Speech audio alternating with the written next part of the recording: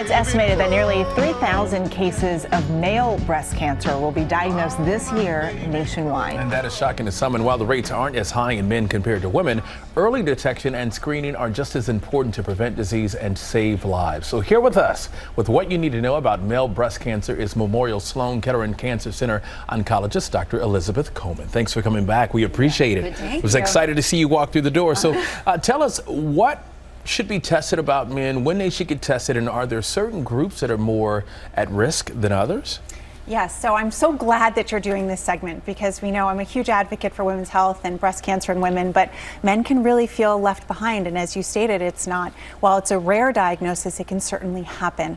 So the groups to really be aware of are those with a family history of male breast cancer. And then there are two genes that we know are associated with an increased risk of male breast cancer. And those are mutations that can be found in the BRCA1 and the BRCA2 gene. And unfortunately, just getting older, men are at risk for having breast cancer. Again, less risk than women, but that risk still exists.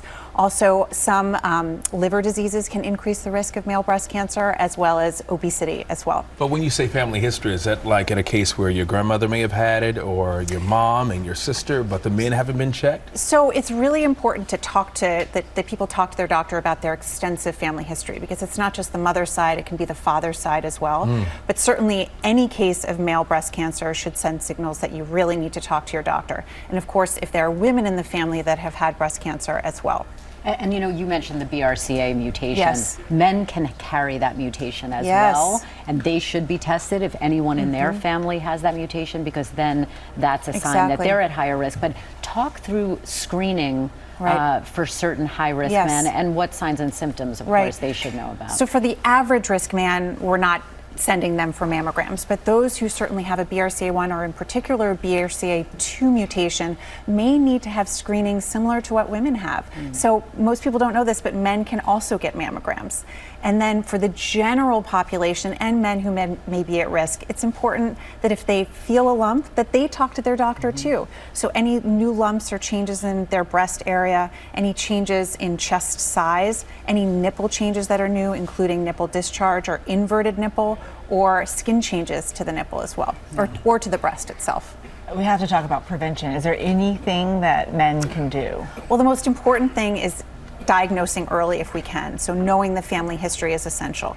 In terms of general risk reduction, that's still an area of research. But for overall cancer risk reduction, we know that exercise is key. Limiting alcohol consumption and processed red meat is really essential, and maintaining a healthy weight. And a final question, is there a certain age that men should start asking questions? Because I mean, I've gotten an annual physical every year. I've never asked about, being checked for breast cancer. Yeah, I think if you're curious and you want to talk to your doctor, you should always feel that at any age you should ask the questions that are up in your mind. But for men who potentially may be at risk, it's important that they talk to their overall family history to think about when they need to start screening. So glad you came on. Yeah. Thank you for having me. So good to have you. Well, hey there, GMA fans. Robin Roberts here. Thanks for checking out our YouTube channel. Lots of great stuff here. So go on, click the subscribe button right over here to get more of awesome videos and content from GMA every day, anytime. We thank you for watching, and we'll see you in the morning on GMA.